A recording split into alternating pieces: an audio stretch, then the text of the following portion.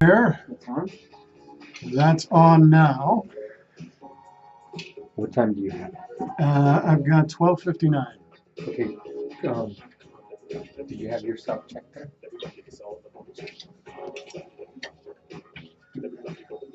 This. Okay.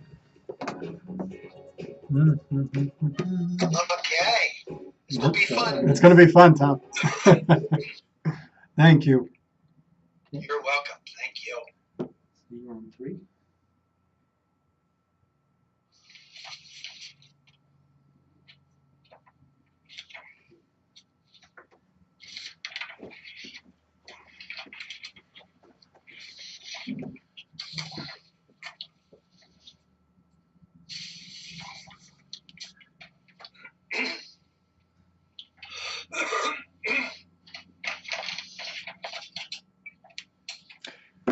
Good afternoon and welcome to the council.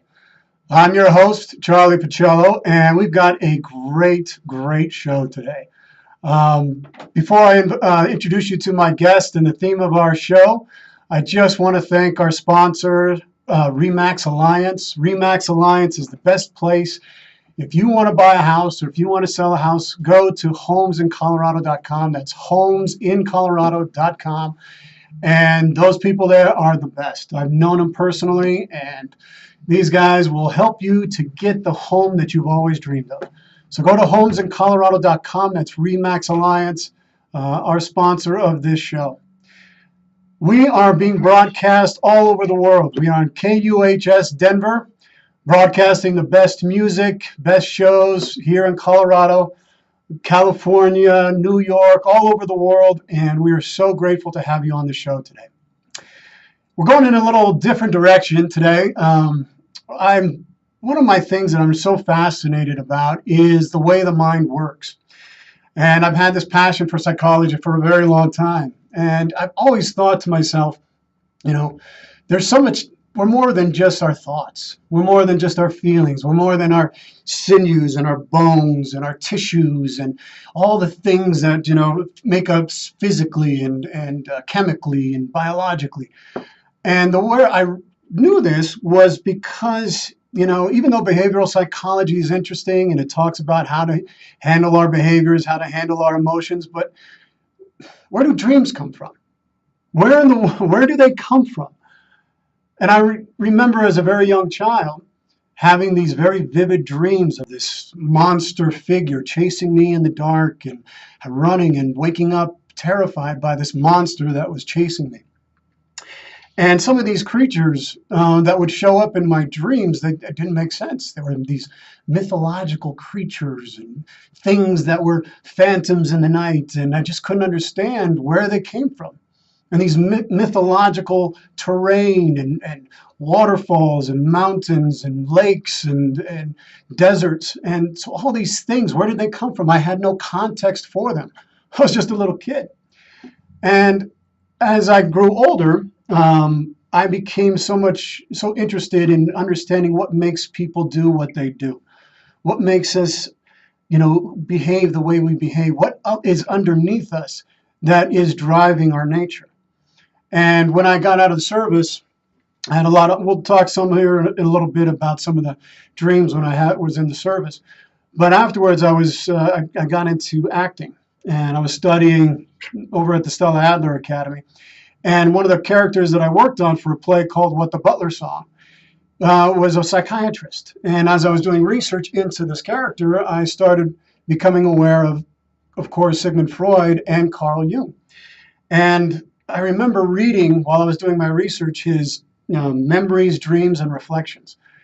And I was just fascinated by how he was talking about the things that I had been influenced by or affected by from a very young age. And it all kind of made sense to me. It all kind of made sense on a deep level that was right. That there was something in our unconscious mind that was bubbling that connected us to everything. That connected us to all the people in the past. People have been dreaming before they were speaking. They were dreaming and seeing things in their mind before they were even able to do anything. I mean, this is a universal experience. Everybody on the planet dreams. and why?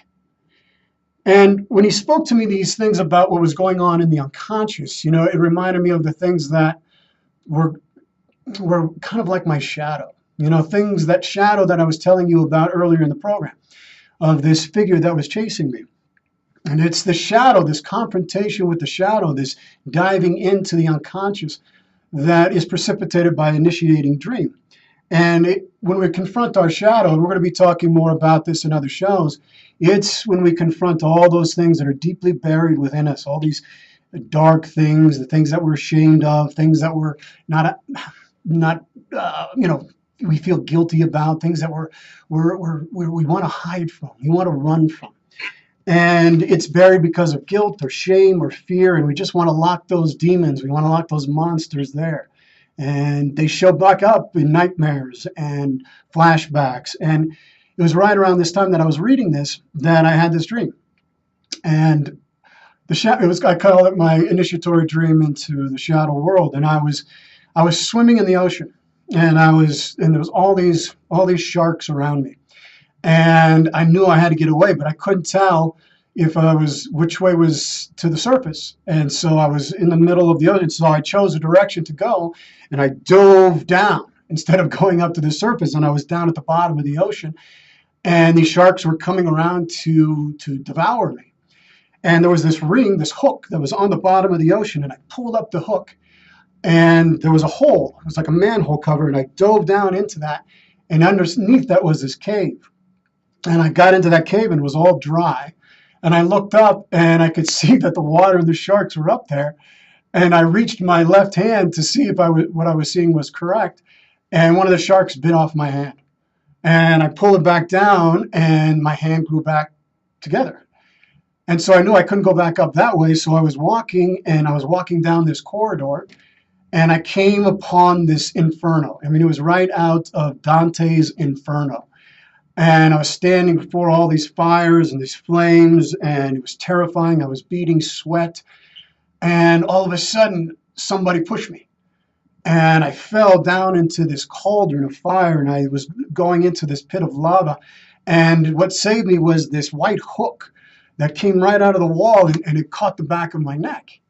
And I looked up, and what I saw was this huge shadow figure, this giant, I guess, Chewbacca figure. And he was standing looming and cackling and doing all kinds of evil things. And I ended up seeing that there was a landing for me to jump onto, and I jumped onto this landing, and he came bounding down to the bottom, and we ended up having this battle. And there was a sword in the stone, and that just happened to appear, and I pulled this sword out, and I began fighting this. I mean, he was 2 or 3 times taller than I was. And I ended up defeating him. I ended up cutting off his head, and when I held his head turned out to be me. And it was it shocked me out of my dream. I mean, it was like, oh my God, what was that? How did that happen? And it was then that I began this whole very lengthy process, years actually, of this confrontation with all these unprocessed, integrated aspects of my being, of my consciousness, the psychic assimilation of all the contents of my shadows. And it took a long time to be able to do it.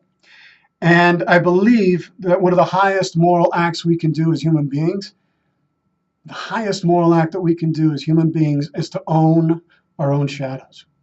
And it's not easy.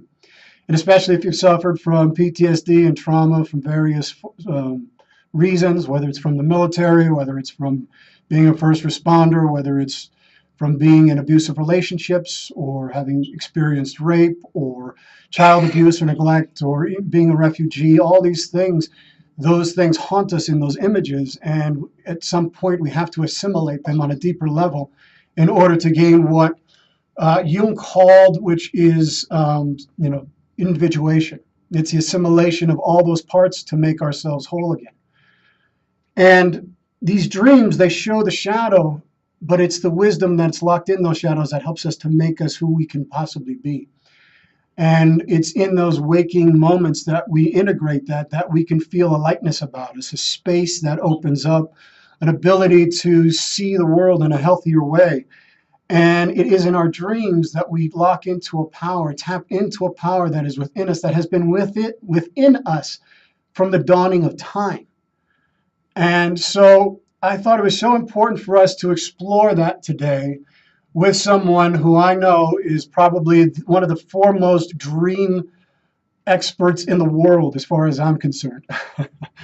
Today on the council, we are going to penetrate into the mysterious world of dreams. My very, very special guest and dear friend, Dr. Tom Werner, is a clinical psychologist and professor, and he's a professional magician and founder of the international organization Magician Without Borders. And since 2002, he's traveled to 37 different countries, and has performed magic for over 1 million refugees and orphan children. Over 1 million. It's astounding. And Tom has been keeping a dream journal and working with his dreams for the last 45 years. And he worked as a professor at Burlington College. He was teaching courses on Jungian psychology, dreams, creativity, transpersonal psychology, and integrated humanities for over 35 years. And he's a co-author of this amazing book. If you are interested in dreams and the transformative power of dreams, I highly encourage you to pick up this book. It's called The Transformational Power of Dreaming, Discovering the Wishes of the Soul. I've been reading it this whole week. I can't even put it down. And, I'm reading it till the wee mornings of the wee hours of the morning, and it is absolutely fantastic. So let me introduce to you all now my very, very special guest, Dr. Tom Werner. Tom, how are you today? I'm great, and I'd like to begin, Charlie, by just saying how honored and grateful I am to be on the council. I love the title of your show, The Council, and it's you and I, but all of the people listening are sitting around this council exploring this amazing topic of dreams, which I hope our discussion about will be fun, informative, and hopefully inspirational. So thank you. Oh, well, I thank you. I've known Tom for some time now. We worked on dreams. I actually did his dream workshops, and we worked intimately together on navigating and diving into this area of the soul, if you will. And I can't thank you enough for what you've given me in the short time that we've known each other. So could you share, Tom, just a little about your background and how you came to studying and becoming so involved in dream work? Well, as you said, I've had these 3 professions for over 45 years of being a psychologist, a psychotherapist, working from a Jungian perspective, primarily with dreams. And then I've been a professor of psychology for all those years, teaching the kinds of courses you talked about. And then also a professional magician. And as you mentioned, 15 years ago, in a way, all 3 of those paths, the psychologist, the professor, and the magician came together when my wife and I founded Magicians Without Borders. And that's been an amazing thing, and maybe we can talk a bit about that at the end of the show or sometime before the end of the show. So let's just get into it. Let's talk about dreams. Let's talk about dreams. Well, and I find what's so, when you're thinking about dreams, one of the things is what is it? Where do these dreams come from? If like I said early on in the show, it was these things that just kind of came from nowhere. They seemed to have their own organic, self-initiating order. There was a process. It's not like I had any control over what was happening. It was something that was going on with me. And a lot of times they were compensations for what was going on in my life. A lot of times it was things that I was afraid of, especially when I was a child. So, I guess the best place to begin is, what is a dream? Well, that's the whole program. But in some ways, let's just say a dream is absolutely natural, spontaneous flowering of the human psyche. We don't really know why human beings over these hundreds of thousands, millions of years evolved to do this amazing thing, which all of us do, whether we want to or not, every night, whether we remember it or not. The average person, and we know this from the tens of thousands of people who have slept in dream labs and people have monitored their sleep and dreams, that the average person dreams 134 minutes a night. I mean, that's longer than a major motion picture. And maybe we could begin by just talking about something that even people who know about dreams oftentimes don't know too much about, and that is what goes on in the body. We know, and you mentioned about the psychology and the shadow and all those kinds of things.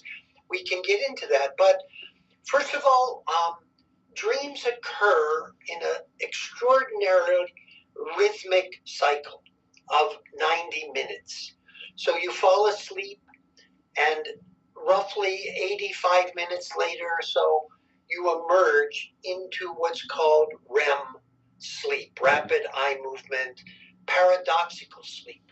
And they call it paradoxical sleep because on an EEG machine measuring brain waves, it looks like you're wide awake. I mean, really awake, which is kind of interesting. The Egyptians, as I understand it, their ancient word for dreaming, and this is so cool, was that time in which we're most awake. Wow. Is kind of a wonderful thing. So during that time, we have a 5 to 7 minute dream.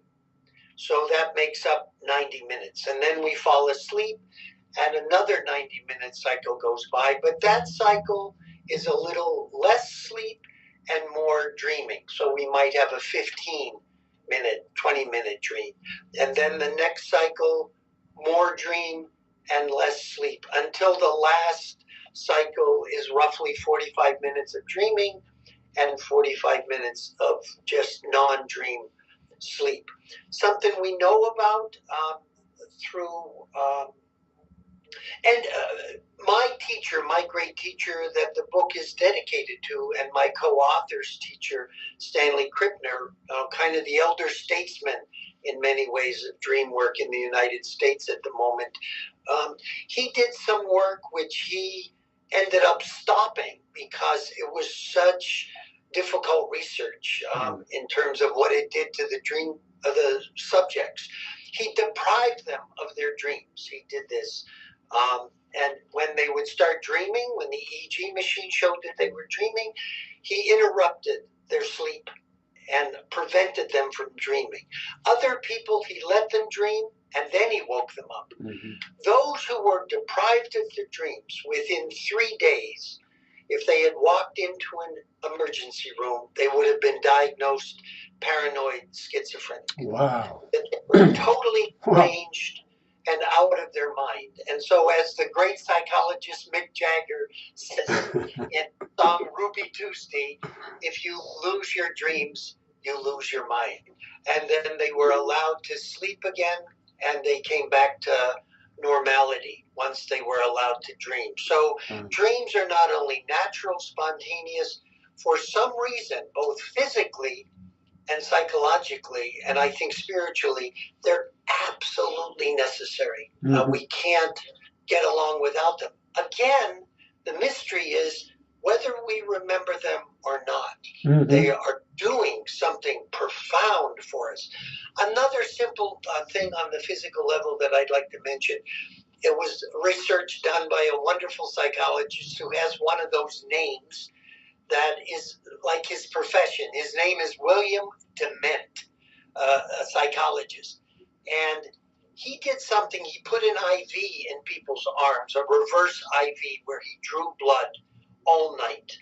He took a little bit just before they went to sleep and a little bit just before they started dreaming, 85 minutes or so later, and then after they finished dreaming, 5 minutes later, and then throughout the night before and after dreams all night. And he found out that the blood level, say sample 1 and 2, when they were falling asleep and just before dreaming, no change in toxicity level in the blood. After 5 minutes of dreaming, the toxins drop. No change after the dream and before the next dream. But during the dream, we detoxify ourselves, which is really beautiful because I think we're detoxifying ourselves psychologically and spiritually as well as physically. One other amazing thing that we can hear metaphorically, but it's also literal, is that growth hormones are secreted during the dream state. So babies have to sleep. Babies have to sleep 18 hours a day so they can dream. What they're dreaming about? Oh my! They even dream in the womb. Yeah.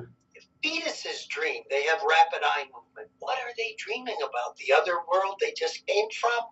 The one they're going to? This swimming pool that they're living in at the moment? This incredible amniotic fluid?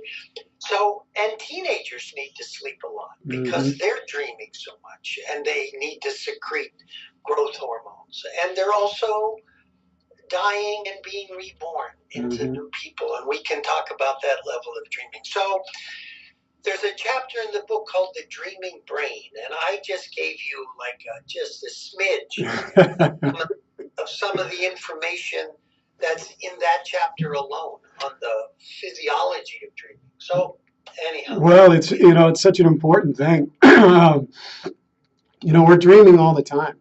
And it's just part, like you said. I mean, there's a detoxification, there's an assimilation, there's a processing of the things that are going on in our lives that can really help us to pinpoint things in areas of things that are really trying to be compensated for in a life that can be very stressful at times. I mean, a lot of the anxiety and the stress that we have in our life, in our dreamland, in our dream world, is when we're trying to process and make sense of those things. Let me just say one thing. What you said, we're dreaming all the Yeah. time. What's interesting, endocrinologists have shown that this 90-minute cycle does not just happen during sleep. It's happening 24 hours a day. So you go to work in lots of workplaces at 9 o'clock, 10:30, 90 minutes later is the coffee break. 12 o'clock, the lunch break, 3 o'clock. And unfortunately, I think that instead of going to the cafeteria or pulling out your thermos and having a shot of crank, that maybe you should go and sit and meditate or go inside. The body seems to be inviting us inside, but we live in such a manic, extroverted culture that we just do something like drink coffee to keep us more productive and more up and awake and all of that stuff. And yet the body seems to be inviting us every 90 minutes to stop and just pause. But we've gotten out of those rhythms. Yes, we have. And it's to our detriment, I think. I mean, we're not being able to get those messages that come into us that help us to, organize, to spur our creativity, to give us brand new ideas. I mean, there's so many people throughout history that have had breakthroughs that have come to them through their dreams. Dante Alighieri in his book, The Divine Comedy. I mean, that was come through his dreams. That was how he saw the Inferno and the Purgatorio and the Paradiso. Shakespeare, he talks about dreams all the time, and his Midsummer Night's Dream is a dream within a dream, and they were always getting all this inspiration that allowed them to, express their soul in a way that that we've benefited today, in our present culture. And even Albert Einstein. Albert Einstein, his theory of relativity came to him in a dream. It wasn't him thinking about formulas or thinking about numbers or math. It was his imagination that allowed him to see things differently, that gave him the inspiration.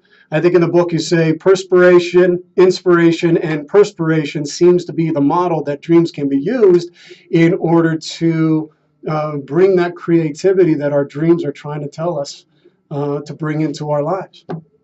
It seems that when we fall asleep, and that phrase or that idea of falling asleep shows up in lots of languages, no matter that we fall asleep. And part of what happens, and I like to think there's something that happens that everybody's familiar with as you're falling asleep. There's something that physiologists call an autoclonic jerk, like you wake up and then you fall back and then you wake up, and I like to think of that, whether this is true on a physical level or not, and I think it might be. It's like the ego is resisting giving up control and falling. But once you let go of that controlling part of ourselves, we drop into a place in the dream world, and we're thinking and pondering all night.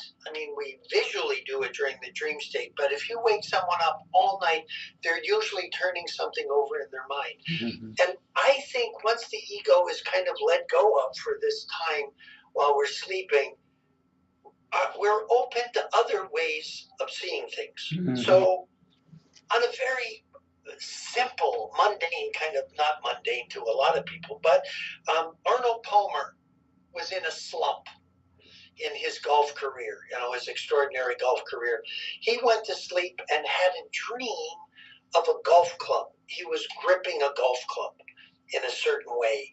And he woke up and he had an engineer friend, and that engineer had him take a golf club and put clay around it, and he found that grip. And he designed a club that exactly matched his kinesthetic experience from the dream. He started using that club, came out of his slump in his career, and went on using that club the rest of his life. He dreamt that up, the sewing machine.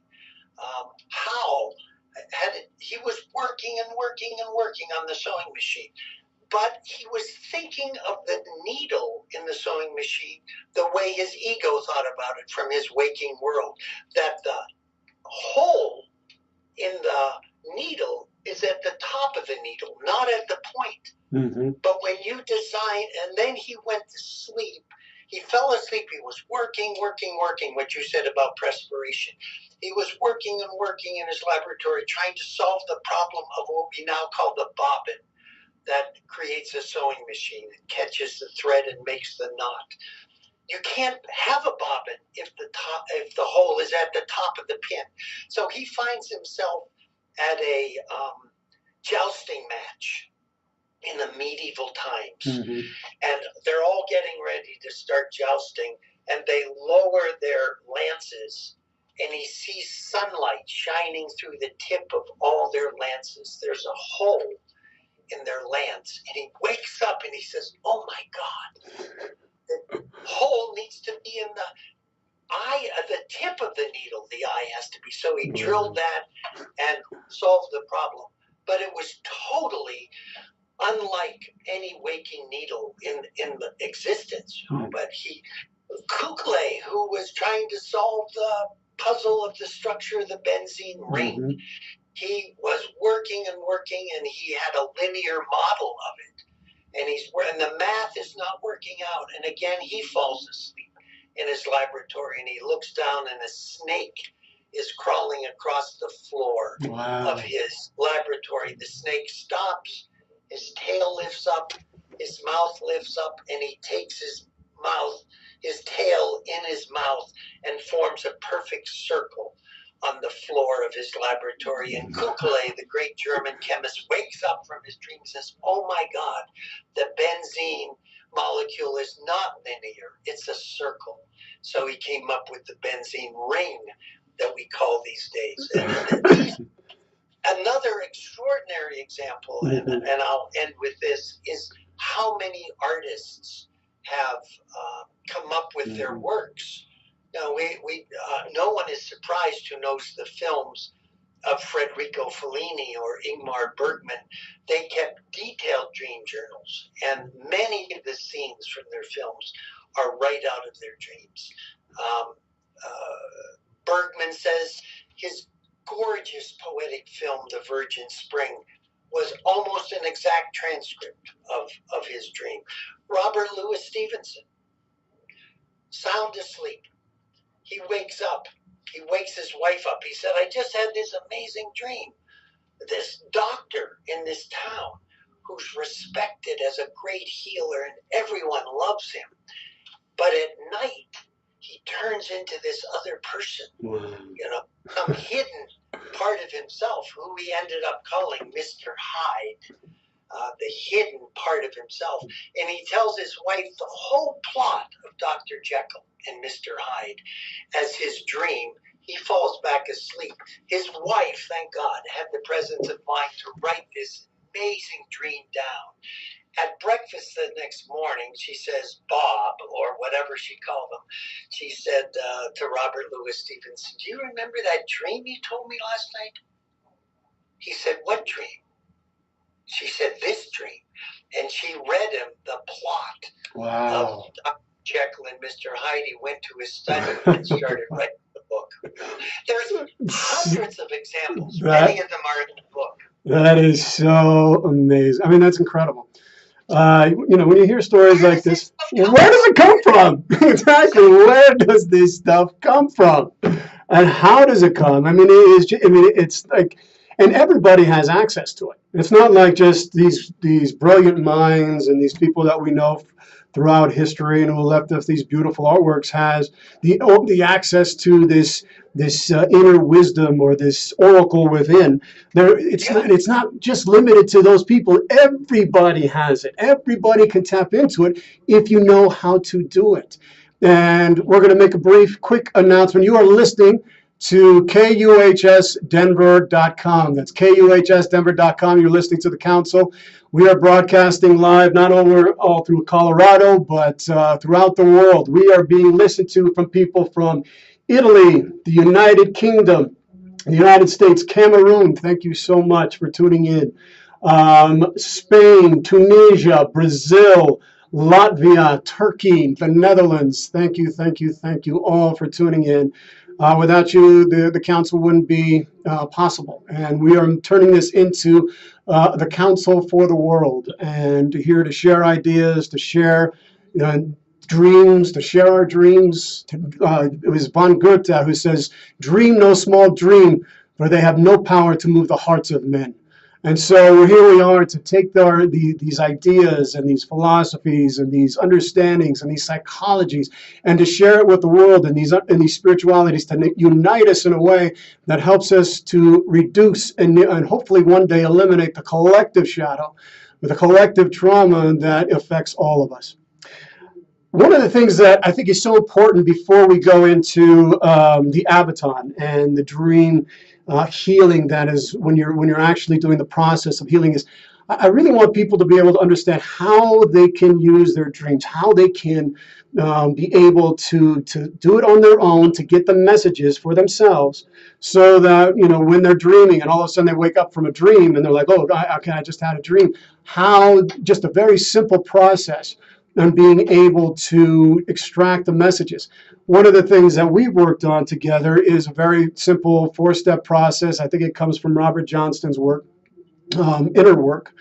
And it is first thing is to write down the dream, even if it's just in fragments, even if it's just something that's small that's still training yourself to remember it.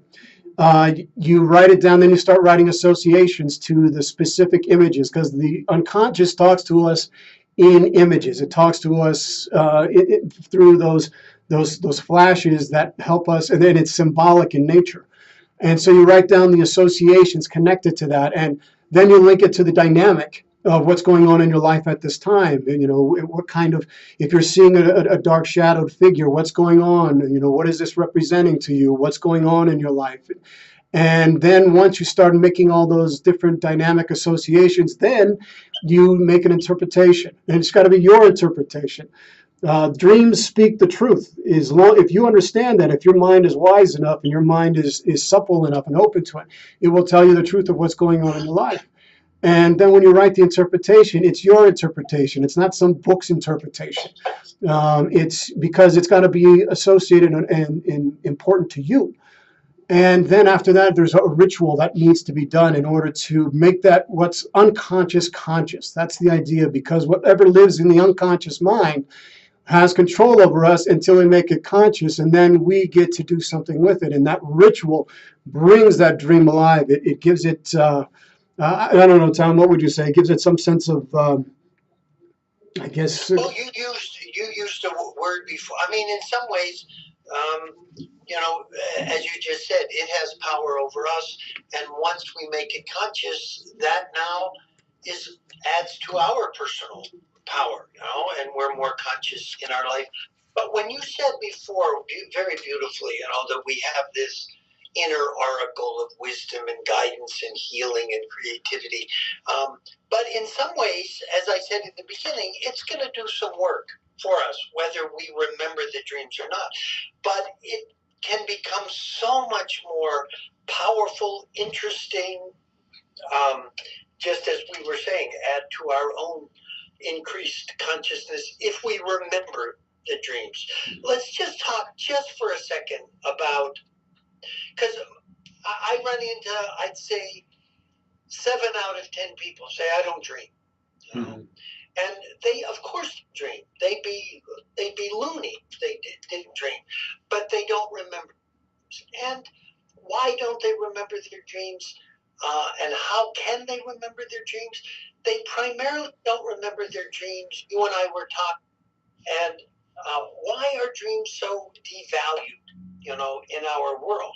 And I think it's because for the last 400 or 500 years since this great scientific revolution that in many ways we're still in the grip of, has devalued anything that's not rational. And dreams in some ways are non-rational. Mm-hmm. They're not irrational, but anything non-rational is considered irrational, or crazy, or useless, or just a mini psychosis. At one point, a psychologist referred to dreams. So the most important element in remembering a dream is to care about them and to be motivated to learn them. And the way to do that is to put a pad, very concretely, put a pad beside your bed with a pen and give yourself some pre-sleep suggestion. In the morning, I'll remember my dreams. And I also have to say and write them down, because, as all of us know, we'll be in the middle of a dream that's unforgettable. And this is one of the great mysteries of dreams. We are in the grip of some extraordinary dream. We wake up. If we don't write it down, within 10 seconds, it is gone. Wow. That's an amazing mystery in itself. Yeah. It'd be like you're having this conversation, it stops, and I can't remember that this happened at all. Our interview here on the council, but that happens every morning to a lot of people.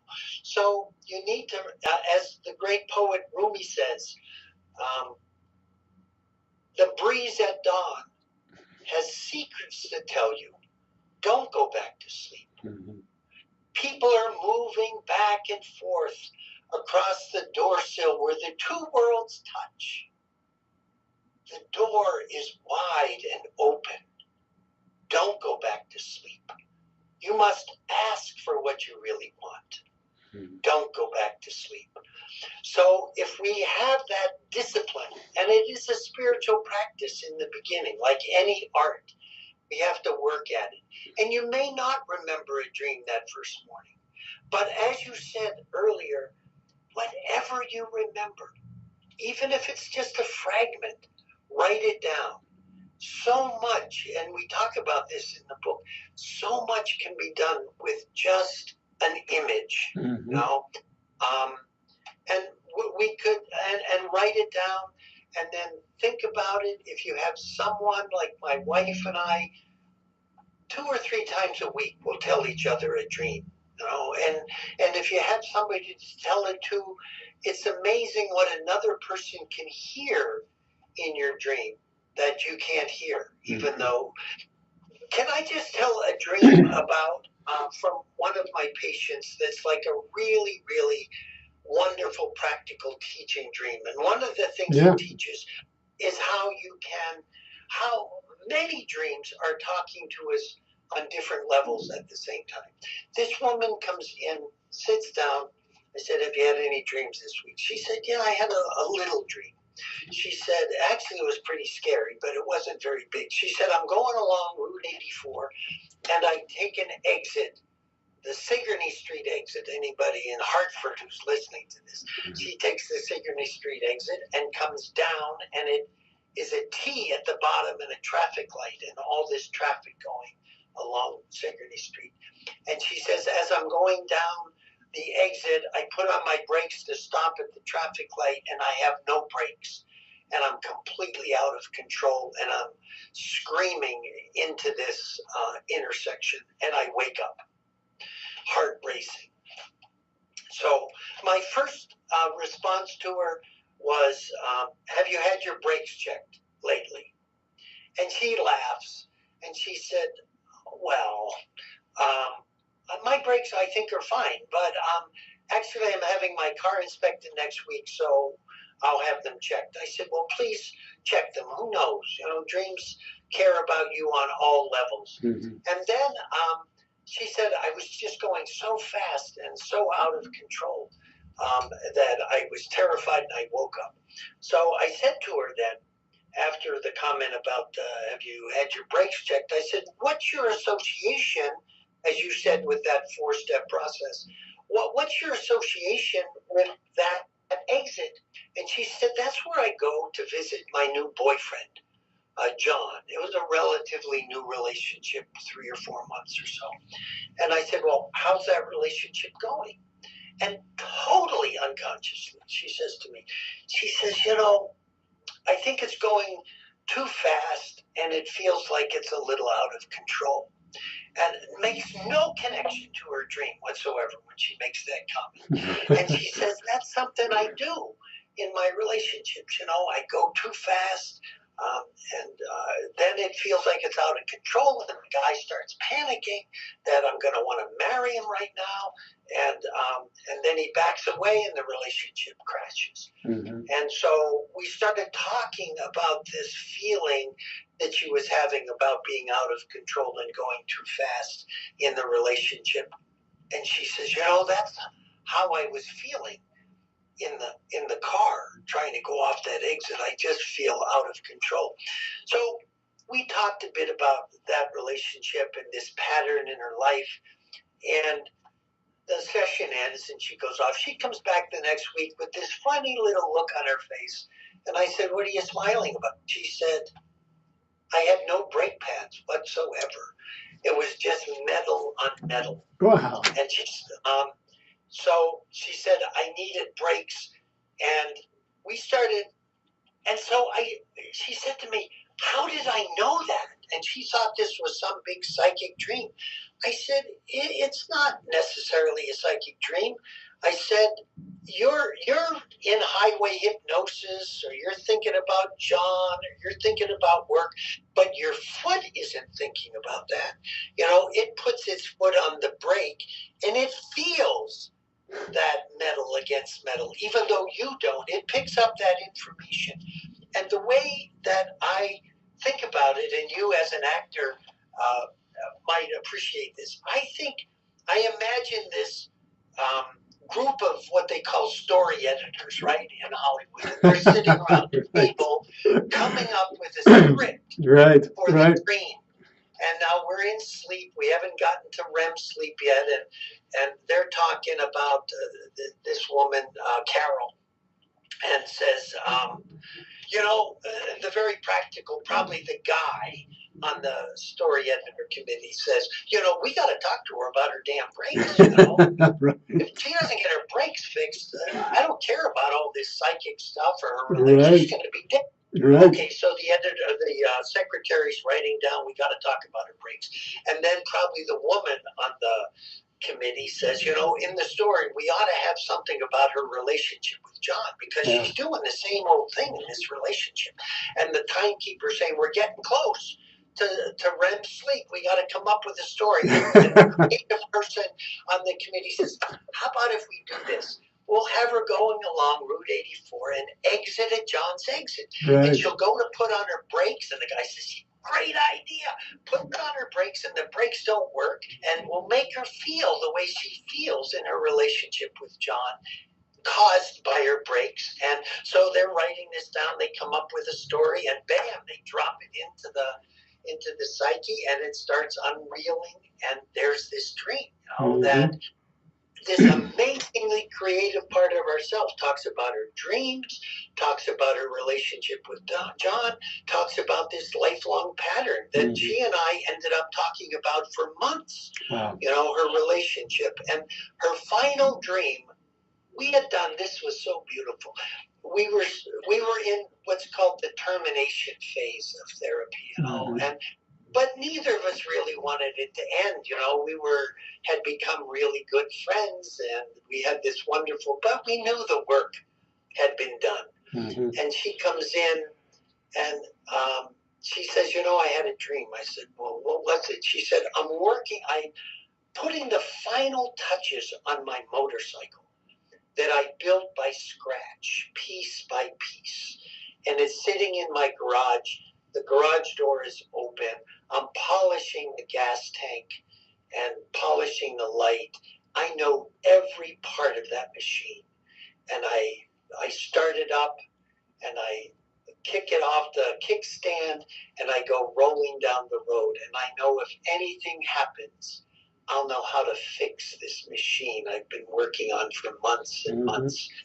And she says, that's how I feel about myself at the moment. Like, I now know about myself, and I've rebuilt myself piece by piece. And I said, Carol, I think that's the final dream now. And we ended, it was fantastic. Well, and Tom, I mean, I think it's our dreams psychically tell us when we've, like you said, with the person you were working with, it reconstructs our psyche. It reconstructs our ability to function in the world. One of the things that I did in my experience with my own dreams is I went into Greece and did Abaton work, which was dream healing work. We would engage in the process of going into the ancient Aesculapian tradition of dream healing and going into preparing our mind, preparing ourselves for this healing dream. And I was a skeptic, and I wasn't someone who was, does this stuff really work? I was still kind of caught up into this very rational materialism, this idea that these things don't work. And I was traveling in Greece and coming up into the time when I was going into this incubation period. And all of a sudden, all the nightmares that I had about the apocalyptic destruction that from the nuclear war that was going to happen, that I was a participant and a direct contributor to, all of a sudden they came up. I mean, it was like dreams that I hadn't remembered in years suddenly were bubbling up to the surface, and I had these dreams repeat the 2 nights before I actually went into this questioning, this drawing and seeding of the dream. And when I went into this period of asking for a healing dream, my ego was very resistant to it. It was fighting it. It was battling. I wasn't sleeping. I was sweating. And finally, at the very end, I had this dream, this incredible dream, where I was a snake came up and bit me on my heart, and it was sucking the venom out, the poison that was in my heart. And the snake is very symbolic for Aesculapius and his part of the healing tradition. And one of the last images of the dream was that he wanted me to see the two different gods. And one of them was Aphrodite, the goddess of love, and the other one was Ares, the god of war. And it was my job to take the sword. I went to Ares and took the sword away from him and put an olive branch of peace in his hand and said, I'll take care of this for you now. And what happened afterwards, all that stuff that I had carried on in the service and in the military suddenly I was a different person. It's not like, I woke up back into the ordinary world and things hadn't changed, but I had changed. And I soon discovered the immense power that dreams can have. And I know you've had a similar experience with another veteran as well. And if you could briefly talk about that, because we've only got about 6 minutes left, and I want to be able to make sure that we talk about Magicians Without Borders before we go off the air. Okay. What you were describing is called dream incubation. And after we develop a relationship with our dreams and we start remembering them and we develop this sense that we have a place inside of us that can give us wisdom and guidance and healing, we can then, as we fall asleep, something's going on in our life and we're stuck in a certain way or we're having trouble in a certain way. We ask our dream source inside of us for a dream to give us a guiding image to help us. And so we actually speak to the dream source and it will answer. And we write that down. And we have what James Hillman, my great teacher, called psychological faith. We have faith in the psyche that even this dream that doesn't seem necessarily related is an answer to my question. And it so often is. My wife and I conduct these week-long dream retreats. And on our property, we have a small hut, a beautiful little hut that a student of dreams built for me as a thank you. And during the dream retreat, every night someone sleeps in that dream incubation house and incubates a dream. And they spend all day working on a dream incubation question, and then they pose that to their dreams, and we work with the people that night, and we process through the dark out to the hut, and they sleep in there. Almost the night before the last night of the dream, a vet who was probably one of the most scarred vets I've ever met in my life. He was a sniper for the Marine Corps, so he saw in his scope every person he killed, and he saw them every night. And he used to not sleep in a bed anymore. He used to just sleep by the door with a gun, protecting his girlfriend. And he just sleep was terrifying for him. So he said, I'm going to go into the dream hut tonight and sleep in the dream bed. And I said, okay. So he worked all day preparing himself. We processed him in there. I brought him into the dream hut and kissed him like on the forehead, like I would a son, and he said to me, this tough guy who had 6 deployments, he said, I'm going to do the best job I can do. I'm going to have the best dream I can have. And I said, you'll do just fine, Kevin. So he fell asleep. The next morning, he tells 2 dreams. The first dream is he's strapped down in a bed in the VA hospital. And his grandmother, this great woman who raised him as his real mother, came in, and she had a K-bar, his knife that he carried during all his deployments. And she's coming over to him, and he thinks she's going to kill him. Wow. And he's tied down with these leather restraints, and she raises the knife up and brings it down and cuts the restraints. And she says, you're free, you can leave. And that was the end of the first dream. The second dream, he shows up at the college where he was in one of my classes. And there's a whole group of people out on the lawn, and they're looking up at the building, and it's on fire. And being a great kind of heroic kind of fella, he runs, and they say there's a lama, a Tibetan Buddhist lama, inside, trapped in the flames. So he said, I'll go rescue him. He goes running in, and he goes down, and there's the lama sitting there, and he's burning, and the lama says, why are you here? And he says, I'm here to save you. And the Lama says to him, then I can't go with you. And he said, what? And he turns around and walks away, and he gets about 20 pages down the corridor, and he comes back, and the Lama says to him, why are you here? And he says, I'm here to save myself. And he picks the Lama up, who's all burned and hurt, and carries him through the flames out to the front and lays him down on the grass outside. And in front of his eyes, the Lama heals, and the dream ends. And he ended up over the next year, us working together, actually enacting that sense of new freedom from the restraints that he had been living under, and healing and feeding and nurturing this inner healer, this Lama inside of him, who had just tremendous guidance. And he said, I can't think of anything specific that changed because of that dream incubation. He said, but everything changed. Yeah. He said, now there's all this space between me. And my girlfriend now says, you're so much freer and easier to be with. Anyhow, there's a lot more to say about that, but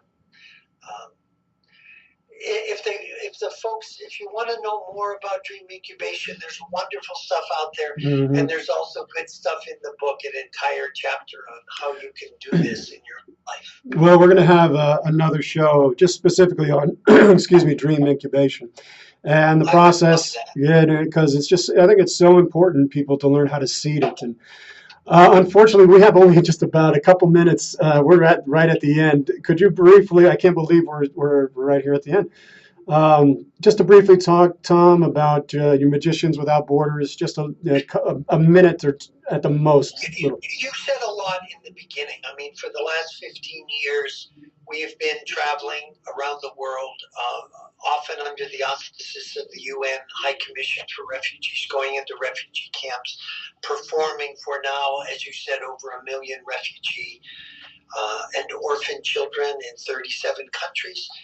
And our mission is to use the art of magic to entertain, educate, and empower forgotten children. And the educate and empower is we have 6 groups of children around the world, very, very poor, marginalized kids, like 14 daughters of commercial sex workers in Mumbai. Their moms all work in the brothels. We've been training them using magic, the learning, practicing, and performing of magic to awaken their sense of confidence, discipline, focus, self-esteem. And then it seems to awaken the dream that the impossible is possible. And we have this scholarship fund. And one of the girls comes up to me and says, Tom, sir, I've always wanted to be a nurse. So we send her to nursing school. Or I've wanted to be a chef. And somehow the magic makes them have dreams of the impossible. So we have a website, magicianswithoutborders.com. You can go there, see the pictures, and read the stories. That's so fun. Tom, thank you so much. Thank you so much. This has been such an incredible, I can't believe how fast it went. It is amazing. Please go to his website. Let's do another show. I would love that. That would be great if you want to. Absolutely, Tom. That would be I would love it. Absolutely. Folks, thank you so much for tuning in. We have had so many people on listening. We've been broadcasting on KUHSdenver.com. That's KUHSdenver.com. Originating music here in Denver and all across the world. The best shows, touching lives all around the world. Thank you so much for tuning into the council. Tune in again in a couple weeks. We have another dynamic show with another guest. Thank you all. May you all be well. May you all be free of pain and suffering. May you all be whole. God bless. Council is adjourned.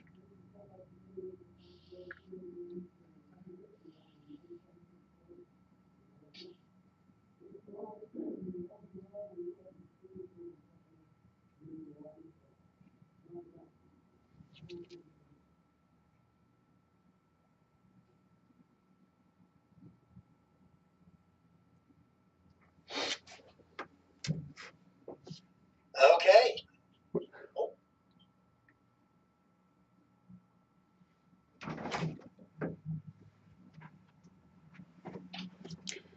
We're still on the international camera. Thank you so all for tuning in. We're just really, really grateful. And we're going to have another great show coming up in 2 weeks.